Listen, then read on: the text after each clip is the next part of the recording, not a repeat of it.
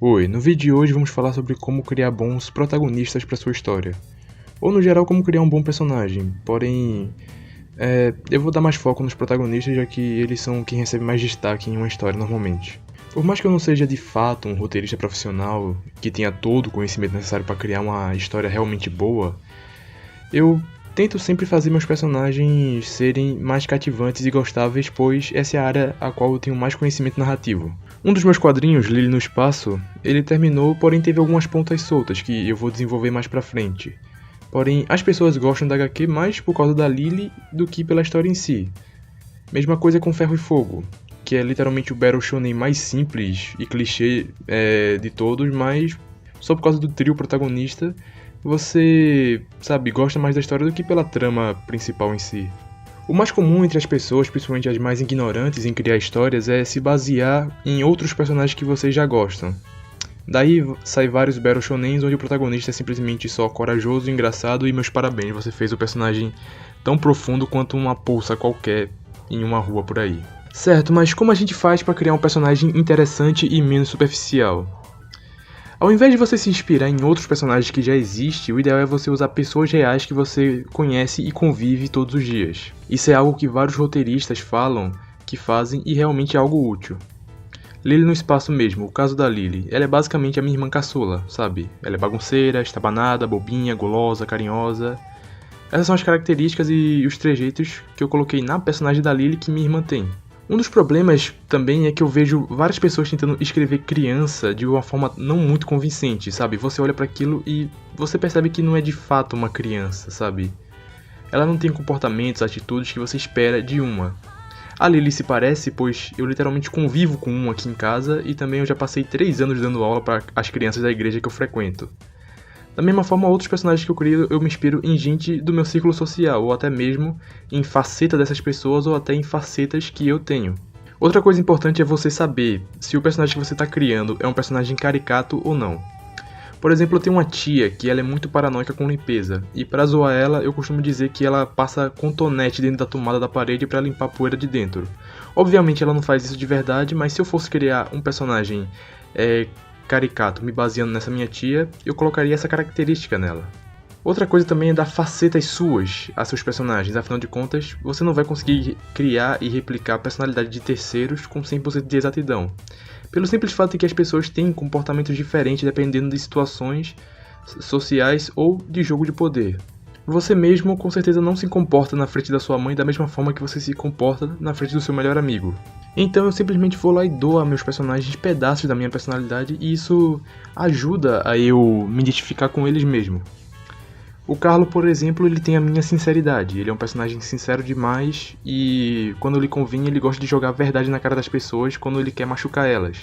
O Christopher, ele tem o meu egoísmo, ele é uma pessoa bem individualista, aproveitadora, da mesma forma que eu posso ser se eu ver que eu posso levar vantagem em uma situação para benefício próprio.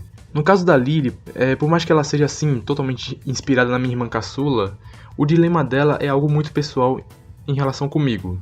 A Lily ela tem um lado perverso dentro de si, na qual ela reprime pois ela quer ser uma boa pessoa. E ela também é uma pessoa muito devota à sua fé. Porém, você ser uma pessoa boa ao custo de se torturar mentalmente pode ferrar muito seu psicológico. É algo muito perigoso para você e em casos extremos pode ser perigoso até para pessoas ao seu redor que você ama. Querendo ou não, traços da nossa personalidade na qual nós não queremos admitir que temos fazem sim parte de quem nós somos. Isso só quando ela de fato aceita como realmente é que ela consegue se tornar uma pessoa melhor e mais saudável. Saudável o bastante para ajudar outras pessoas ao seu redor a passarem por problemas parecidos. E isso é algo que eu passei durante a minha adolescência.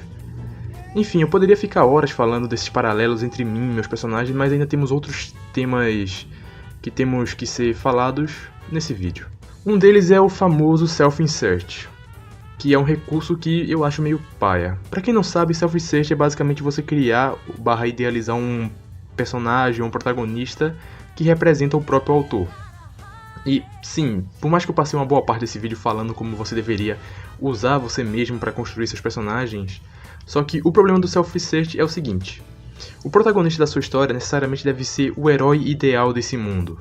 Lily no Espaço é uma história sobre drama e tragédia, cheio de personagens quebrados mentalmente, porém, A Lily é uma personagem que tá ali pra ajudar essas pessoas a se tornarem alguém melhor e trazer felicidade pra elas. Ferro e Fogo temos um mundo tomado por duas facções extremas, opostas em conflito. Temos aqueles que acreditam no reino milenar de Deus, que vai purificar o mundo e governar ele em uma era de paz. Só que essa purificação pode ser vista por alguns como literalmente genocídio. Afinal de contas, no dia do Senhor, ai daqueles que são pecadores. Virá o dia em que o Senhor irá separar os justos dos não justos. Além disso, nesse mundo, não existe, de certa forma, livre-arbítrio, já que se você quebrar a lei de Deus, você será mandado para o inferno. Em contrapartida, temos a facção do caos, que são pessoas que acreditam na anarquia. Sabe, pessoas egoístas que desejam ter a liberdade de fazer o que bem entender. Porém, liberdade sem um mínimo de controle não funciona, já que eventualmente isso vai acabar dando em um Mad Max ou um Hokuto no Ken da vida. Por isso temos Christopher, alguém metade humano, metade demônio. Ele é o equilíbrio perfeito para representar essa história. O Chris, ele quer ter sim a liberdade de fazer o que bem desejar, mas ele também sabe que sem o mínimo de ordem as coisas perdem o seu controle. Por isso ele não é um herói idealista, ele é um anti-herói, alguém que está à margem da moralidade. Uma pessoa que sim, combate o mal absoluto, porém ele faz isso por razões egoístas. Mas enfim, eu falei demais e qual realmente é o problema do self-insert? Simplesmente como o autor será representado. Digamos que, por exemplo, vamos fazer uma história sobre alienígenas invadindo o Brasil, e vai depender do Jack Preto para poder impedir isso. Nesse caso, dane-se o mundo porque eu não sou Raimundo. Eu me conheço bastante para saber que, numa situação dessa, eu iria pensar primeiro em mim ou em alguém que eu realmente amo antes de tentar salvar o mundo e combater a ameaça, tá ligado? O que me obrigaria a fazer uma história onde o protagonista é totalmente egocêntrico e não faz nada para ajudar as pessoas em uma situação apocalíptica, ou eu teria que me representar de uma forma muito valente, corajoso, virtuosa, foda, sabe? Quase como se fosse o Rambo da vida. Então, isso, sabe, é algo totalmente irreal comparado a mim. Sim, eu já cheguei a fazer self-insert em umas HQs antigas, só que hoje em dia elas são basicamente Lost Media, já que eu fiz esquema de arquivo nelas. Só que hoje em dia eu faço algo mais útil, que é alter egos. Me representar na história como alguém mais secundário, no qual eu tenho a possibilidade de ser genuinamente quem eu sou na vida real. No espaço eu tenho dois alter egos. O primeiro é a personagem da Beta. Ela é como se fosse um anticristo da HQ, ela possui vários poderes e influências políticas e pode, se quiser, mudar o rumo da história de vários personagens importantes como ela bem entender. É basicamente uma representação e uma mensagem para o meu personagem do tipo: ponha-se no seu lugar, amigo. Eu sou seu criador e você está na palma da minha mão, posso fazer o que eu bem quiser com você. O meu segundo alter ego é a Noemi. Ela é uma personagem secundária que tem bastante importância lá nos capítulos finais da HQ, e ela é uma pediatra colombiana, bem escrota e xenofóbica com bastante ousadia. Ela é literalmente eu na história, é como se eu interagisse com os meus personagens como se eles fossem amigos meus. E pelo visto deu certo, já que pessoas que me conhecem normalmente têm pela personagem a mesma impressão que tem por mim na vida real. Uma amiga que gosta muito de mim falou que a Noemi é sua personagem favorita. O meu melhor amigo também, por exemplo, ele falou que a personagem passava pra ele uma impressão meio familiar. E etc, tá ligado? Mas claro, como podem ver, tem sim diferenças nítidas entre eu e a personagem. Por exemplo, ela tem problemas com tabagismo, sabe? A Noemi é basicamente uma boca de fumo ambulante. Isso significa que eu também seja fumante? Não, sabe? Eu só tenho certos problemas com vício e eu quis pôr isso na personagem na forma do cigarro. E futuramente na história ela acaba se tornando a protetora da Lily, quem acaba ajudando ela nos capítulos finais da HQ. E ela faz isso simplesmente por achar a Lily fofa, pois claramente ela tem um certo desgosto por crianças, apesar de ser uma pediatra. O que é mais ou menos uma representação de um antigo emprego que eu tinha, que é algo que eu não gostava de fazer, mas, né, era o que tinha, então vamos lá, né? E ela sempre tem muitas olheiras, sabe? Sempre anda por aí como se estivesse cansada de tudo, sabe? Não cansada no sentido frustrante, exaustivo, mas, tipo, só cansada querendo dar um tempo, tá ligado? Parar com tudo, sabe? Por um momento. E eu gosto muito de trabalhar com a personagem justamente por isso, porque eu tenho a liberdade de me inserir sem ficar algo forçado ou simplesmente inviável. E pra finalizar, temos que deixar nossos personagens interessantes, não é? Nada como começar pelo design deles. Primeiro temos que aplicar a teoria das formas. O formato das coisas causam reações diferentes na nossa mente. A Lily, ela é uma personagem gentil, adorável, porém ela tem pontinhas no cabelo que são feitas para enfatizar o lado meio sapeca que ela tem. Ou seja, eu uso traços e linhas redondas, pra desenhar ela, sabe? Porque coisas redondas no geral causam essa impressão de algo fofo, algo gentil, algo inocente.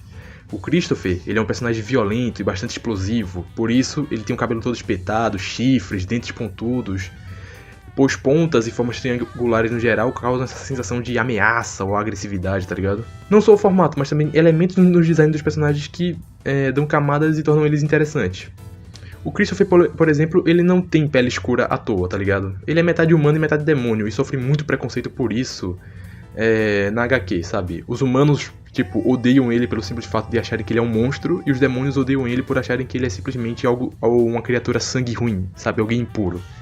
E se por um momento você esquece disso, sabe?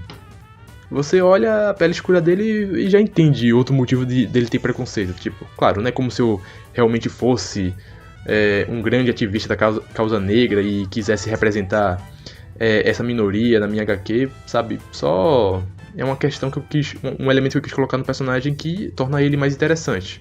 E outra coisa importante é deixar seus personagens mais humanos. Como é que fazemos isso? Colocando defeitos nele. Afinal de contas, defeitos e falhas são o que tornam a gente pessoas autênticas.